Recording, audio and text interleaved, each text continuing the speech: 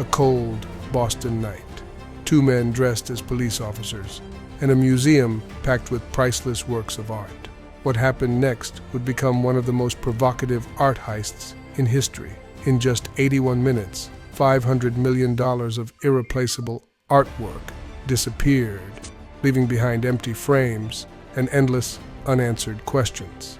Faced with the question decades later, the mystery is still: who were the thieves? Where are the paintings?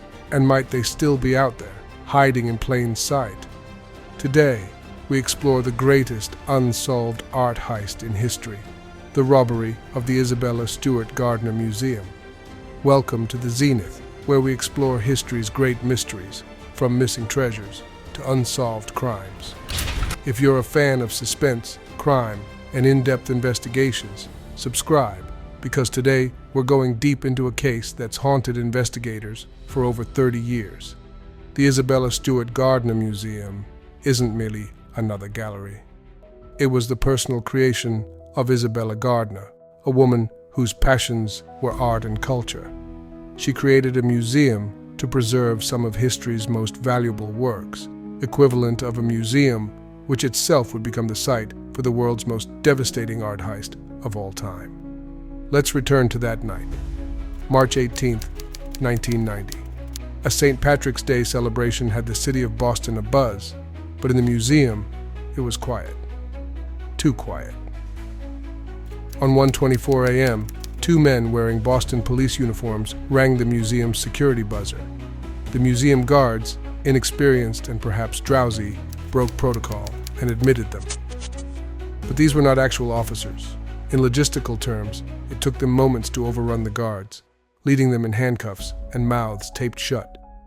The thieves held them at gunpoint in the basement for hours, remaining impotent while the heist played out.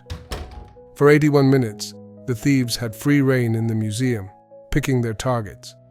They didn't just take whatever they could see. They knew what they were looking for, but their choices were odd. A total of 13 works of art were taken, including some of the most valuable masterpieces ever made. The Concert by Johannes Vermeer, one of only 34 known Vermeer paintings in the world. Storm on the Sea of Galilee by Rembrandt, his only known seascape. A Lady and Gentleman in Black, Rembrandt. Chez Tortoni by Edouard Manet. 5 drawings by Edgar Degas. The strangest part? Some of the most valuable paintings in the museum spared.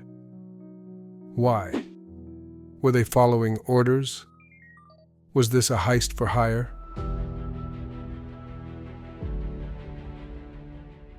By morning, guards were found, the police were notified, and an investigation opened. But clues were scarce. The thieves did not leave behind much. No fingerprints, no security footage. The cameras took still images, not video. The FBI stepped in, and the investigation became one of the largest active investigations in history. But the leads were maddeningly cold. Some people thought it was an inside job. Others thought it was an organized crime hit. But one thing was clear. Someone, somewhere, knew more than they were letting on. There have been many theories over the years. Some suspect it was a Mafia job, with the paintings on the black market used as bargaining chips in the underground art world. Still others are looking at a now-dead career criminal, Robert Gentile, who knew of the missing artwork but never talked about it. Another theory is that the paintings were stolen on behalf of a private collector, someone rich enough to own priceless masterpieces, but never have to display them. No one has recovered so much as a single piece, despite large-scale investigations and a continuing $10 million reward. When art is stolen, it's almost never destroyed, an art expert says. It means the missing pieces might still be around today, locked away in secret vaults, hidden in private homes, or even left behind in a dusty attic somewhere. Will we ever see them again? Could the person watching this video hold the missing piece to a huge art mystery in history? Vacant frames still hang on museum walls, waiting for their treasures to be returned. The Gardner Museum heist is an unsolved mystery, a tale that won't go away. So what do you think? This was the work of professionals, right? An inside job? Or something even more enigmatic? Share your thoughts in the comments. And if you love covering real-life mysteries, subscribe to the Zenith for more deep dives into the world's greatest unsolved crimes. Thank you for watching, and I'll see you in the next one.